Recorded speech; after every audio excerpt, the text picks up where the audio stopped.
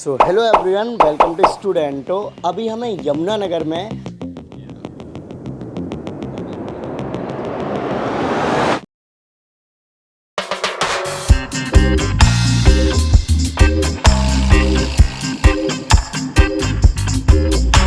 और आज हम मिलने वाले एक खास शख्सियत से जो कि 2021 बैच के आईपीएस ऑफिसर हैं।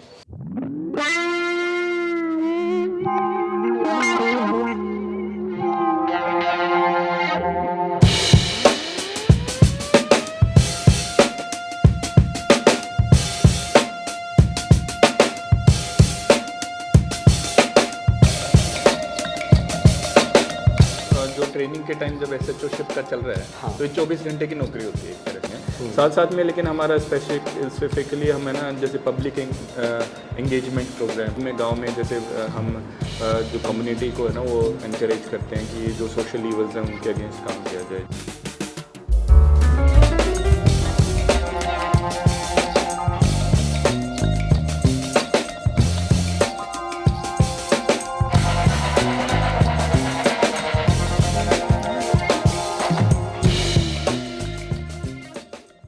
साथ ही अगर मैं सर के बारे में आपको बताऊं तो उन्होंने यूपी पीसीएस, हरियाणा पीसीएस और इसके अलावा एक और जो इंटरेस्टिंग चीज़ है, उन्होंने तिहाड़ जेल में कोविड के टाइम पे as a medical officer service दी है।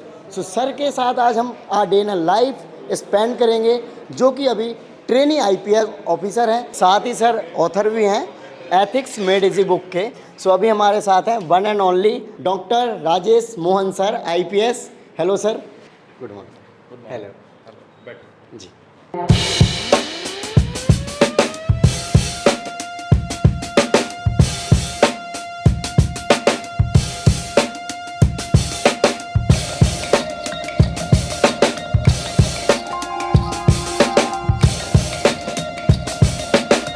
सो सर, जनरली आपके ऑफिस की टाइमिंग इस टाइम पे अभी 10 से ही स्टार्ट होते हैं।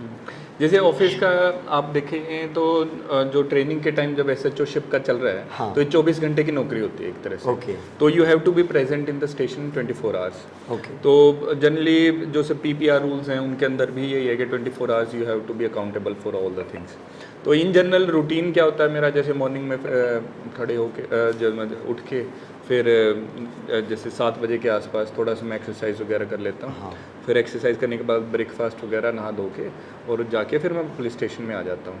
मेरा जैसे रहने का पुलिस स्टेशन के अंदर ही रहता है कि पुलिस स्टेशन में के पीछे ही जैसे जहाँ पे ऐसे जैसे आपका एक और अलग से भी दे रखा है। हाँ, तो वो वाला है। तो वहाँ से फिर मैं आ जाता हूँ यहाँ पे जैसे पुलिस स्टेशन में, और फिर मेरी दिनचर्या शुरू हो जाती है ऑफिस के अंदर। ओके।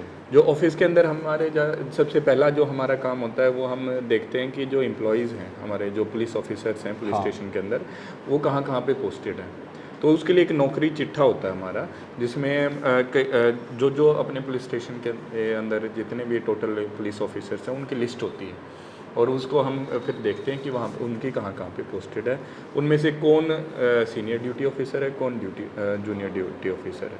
तो ये करने के बाद हमारा फिर आगे दिनचर्या शुरू हो जाती है। जैसे फिर उसके बाद मोस्टली जो मॉर्निंग वाला टाइम है वो पब्लिक मीटिंग में जाता है कि वो जो पब्लिक है वो आती रहती है कि ये प्रॉब्लम्स है, किसी की कंप्लेंट होती है, किसी का एफआईआर होती है, उसमें कई बार कार्रवाई नहीं हो पाती। पहले तो वो इन्वेस्टिगेटिंग ऑफिसर जो होता है जिसको मार्क होती है वो कंप्लेंट, उससे बात करते हैं। अगर उनसे भी सोल्यूशन नहीं मिलता फिर उसके बाद वो मेरे से बात करते हैं। फिर मेरे जितना भी हो सकता है मैं वो करता हूँ। ये सब कुछ अवेलेबल हो, PYQ से लेके कंटेंट से लेके केस स्टडी से लेके सब कुछ मैनेजेबल तरीके में। और मैनेजेबल तरीके में ऐसे नहीं होना चाहिए कि इतना इकट्ठा करके इतनी बड़ी बुक हो जाए। हाँ, पढ़ने योग्य भी होनी चाहिए। तो ये देखो ये बुक है, ये इतनी मतलब इट्स लाइक अप्रोक्सीमेटली पेजेस भी 334-5 के आसपास माइंड मैप, फ्लो चार्ट, उनका यूज़, ग्राफिक्स हाँ, का उनका यूज़ किया है। जूनियर्स हैं, सीनियर्स हैं, उनसे बात की कि आप ना 5-5 प्रीवियस ईयर क्वेश्चन अपने जो स्टाइल है ना उसमें लिख दीजिए।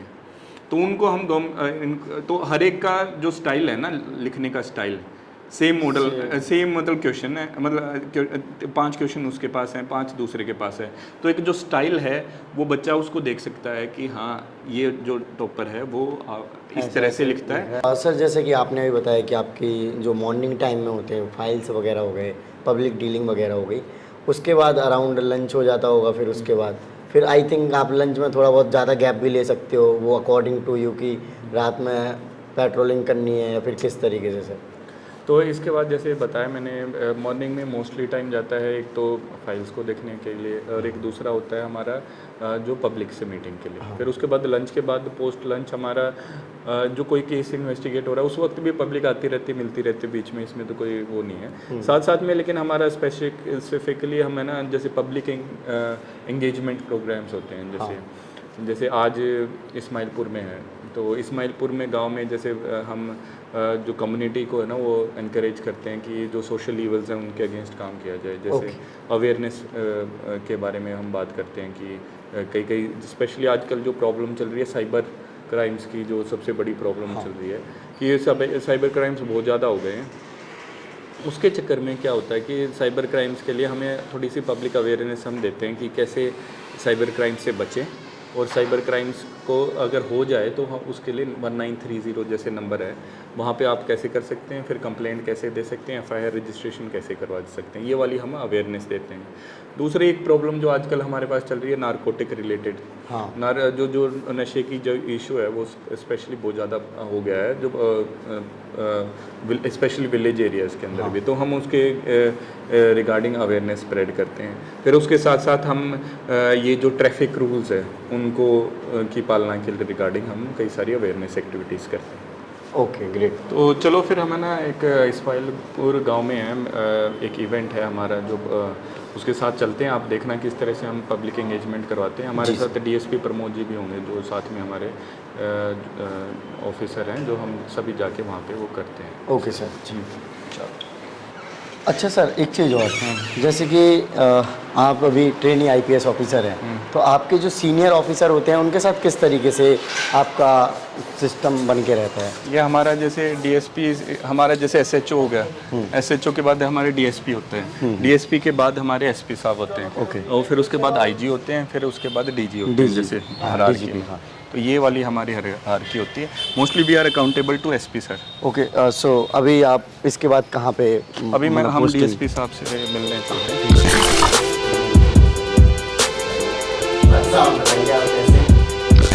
जैसे कि आपने बताया था कि आपके साथ डीएसपी सर हैं जो कि आपको ट्रेन कर रहे हैं, फिर गाइड कर रहे हैं, तो कैसे होता है सर? जैसे ये मेरी अभी डिस्ट्रिक्ट प्रैक्टिकल ट्रेनिंग चल रही है, तो इस टाइम पे मेरे को चार्ज होता है, एसएचओ का चार्ज देते हैं।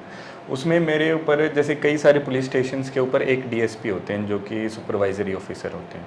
तो मैं एक लक्की हूँ कि मेरे को प्रमोद जी डीएसपी हैं, उनको सुपरवाइजरी ऑफिसर है मेरे, और वो हमेशा ही मेरे को गाइड करते रहते हैं कि कोई इमरजेंसी आती है तो इसके अंदर कैसे हम हैंडल करते हैं। इवन जो क्राइम मीटिंग हमने कई बार लेते हैं तो डीएसपी साहब की गाइडेंस में हमारी वो रहती है। ओके, कभी कभी डीएसपी सर ऐसा होता है कि जैसे टीचर और स्टूडेंट को डांट देते हैं, तो कभी आप सर को डांट देते हैं क्या? ये तो स्वाभाविक बात होती है, जब किसी को सिखाना होता है उसमें डांटना भी पड़ता है जी। लेकिन ठीक है, अभी इनका ट्रेनिंग का पार्ट है। जब ये मेरे बॉस लगेंगे तो ये मुझे डांटेंगे, अब तो मैं इनको डांटता हूँ। Okay great. सो आप कितने टाइम से हैं यहाँ पर? मेरे यहाँ से फरवरी 2021 में मैं यहाँ पर आया था, और तब से यमुनानगर में ही मेरी पोस्टिंग है। पहले एएसपी साहब एमएचसी का काम सीख रहे थे मेरे पास सिटी जगाधरी थाने में। उसके बाद फिर अब ये एसएचओ का कार्यभार संभाला हुआ उन्होंने करीब 1-1.5 महीने से, और यहाँ अच्छी प्रकार से काम सीख कर रहे हैं।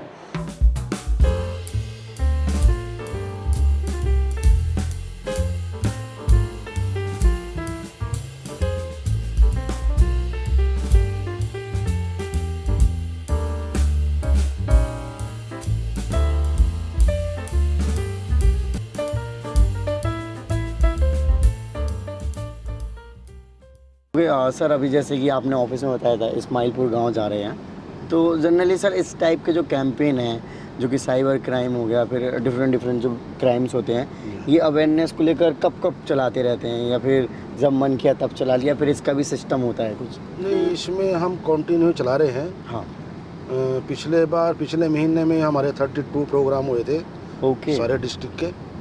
और इस महीने में सभी एसएचओ अपना टाइम टू टाइम निकाल के अपना प्रोग्राम करते रहते हैं।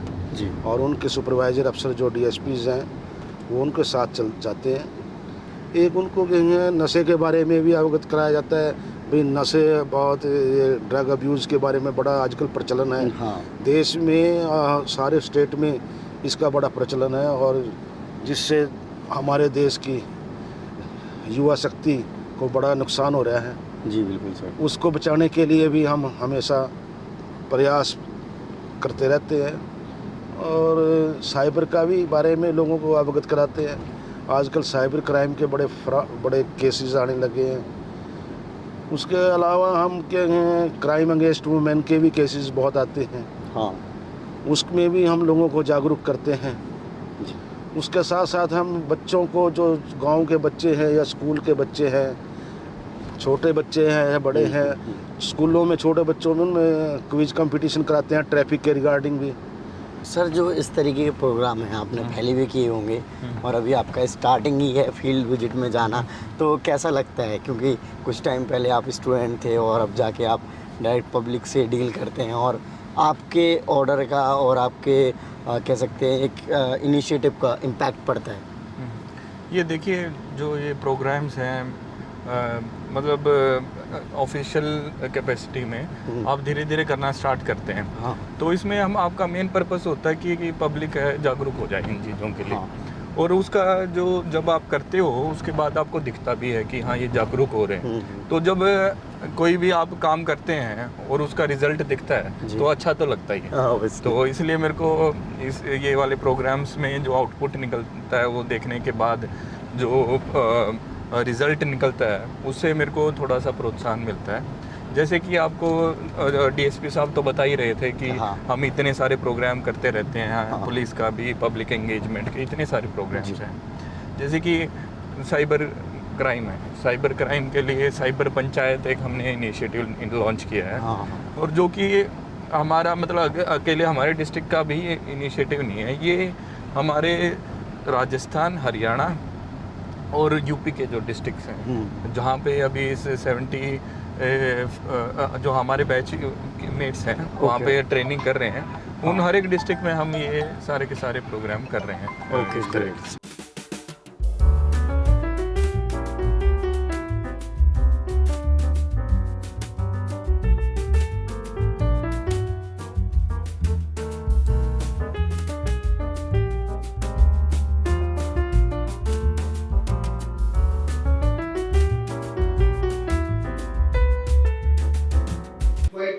गाँव निवासी मैं और मेरे माननीय एएसपी साहब श्री राजेश मोहन जी और मेरे डीएसपी साहब श्री प्रमोद जी और अपने स्टाफ सहित आज आपके गांव में आए हैं और गांव की समस्याओं के लिए।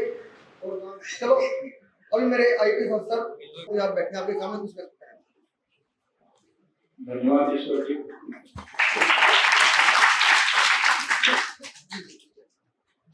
तो मंच पे विराजमान डीएसपी प्रमोद जी, गांव के सरपंच, सब इंस्पेक्टर ईश्वर और मेरे सभी साथी, सबसे पहले इस पायलपुर के वासियों को, ग्रामवासियों को मेरी तरफ से बहुत बहुत शुभकामनाएं, बहुत बहुत धन्यवाद कि हम सभी को बुलाया है और आपने एक इनिशिएटिव जो हमने स्टार्ट किया है उसका पार्ट बन रहे हैं कि पब्लिक को अवेयर किया जाए। जो पब्लिक को अवेयरनेस का जो इनिशिएटिव है पुलिस का, जो हमारे यमुनानगर पुलिस ले लीजिए, हरियाणा पुलिस ले लीजिए, उसमें हमारा पर्पस ये है कि हम जो अवेयरनेस, हर एक जो सोशल प्रॉब्लम है उसकी अवेयरनेस हम आपके पास आके और आपको बताएं कि ये चीजें प्रॉब्लम है और इसका सोल्यूशन ये है। कई सारी प्रॉब्लम्स हैं, कई सारी समस्याएं हैं आपकी, तो जब आप अवेयर हो जाते हैं तो उनसे ही बहुत कम हो जाता है। उसका एक एग्जाम्पल, एक उदाहरण साइबर क्राइम है। जैसे साइबर क्राइम एक ऐसा क्राइम है जिसके अंदर टेक्नोलॉजी का इस्तेमाल किया जा रहा है। अमीर, गरीब, पढ़े लिखे, अनपढ़ सभी इस क्राइम का शिकार है। और ये एक ऐसा क्राइम है, अगर उसके बारे में आप अवेयर हैं, उसके बारे में आप जागरूक हैं, तो आप उस अपराध से बच सकते हैं, अपने पैसों को बचा सकते हैं, अपनी इमेज को बचा सकते हैं। कहाँ जाता है? पुलिस स्टेशन में। किसी भी व्यक्ति की, किसी की भी लड़की को परेशानी होती है, कहाँ जाते हैं? पुलिस स्टेशन में। अगर पुलिस वाला उसकी मदद नहीं करेगा, फिर कौन मदद करेगा? पहले तो मुझे ये बताओ आप। सबसे सस्ता, सबसे सरल और टिकाऊ अगर इंसाफ मिलता है तो पुलिस ही देती है।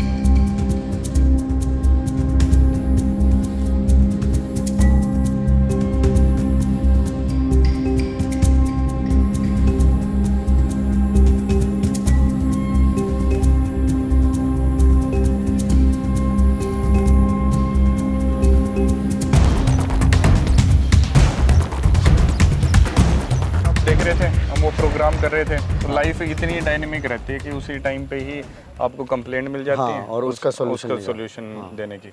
तो उस वक्त हमारा प्रोग्राम चल रहा था तो किसी ने बताया कि यहाँ पे ना ठेका इलीगल है। तो हम पहले एक टीम हमने दूसरे ठेके पे की और एक इस ठेके पे।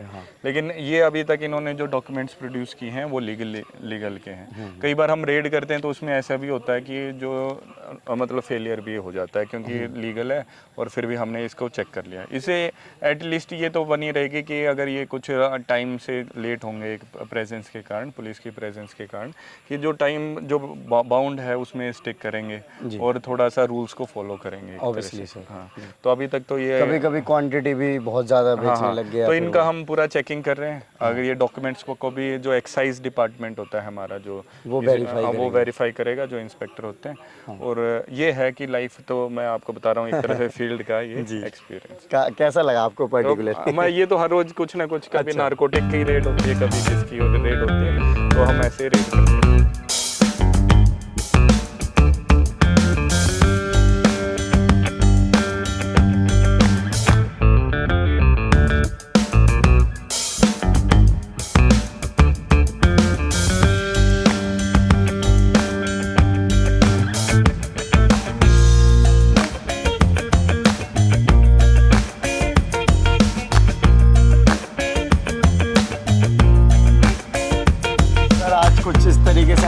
आपके साथ काफ़ी अच्छा लगा। ठीक है जी, आपके साथ भी अच्छा लगा हम बात करके। हाँ इंटरेक्शन करके। और सर और ये बाकी एंड में तो बुक्स के बारे में तो आपसे डिस्कशन हो ही गई है। हाँ तो एथिक्स मेड इजी है। एथिक्स मेड इजी आपकी जो सर की जो बुक है उसका हम लिंक दे देंगे। वो बेसिकली एथिक्स है जो जीएस पेपर 4 में है। सभी को पता ही होगा, स्टूडेंट्स को बहुत सारे स्टूडेंट के नंबर कम रह जाते हैं या इसका क्योंकि एथिक्स का फिक्स सिलेबस नहीं है, या फिर एथिक्स की जो नॉलेज है वो हर किसी की अलग हो सकती है। बट इसको लेकर स्टूडेंट काफ़ी रिसोर्सेज को लेकर कंफ्यूज रहते थे।